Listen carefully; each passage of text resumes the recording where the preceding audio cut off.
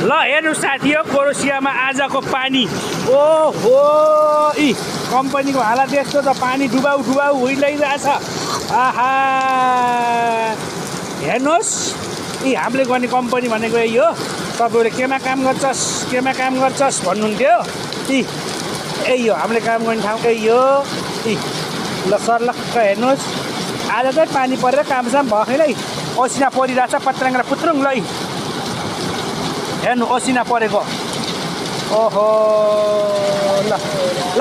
यता हुनुहुन्छ हाम्रो कमल सर ल कमल सरको केही छ कि गुनासो त अब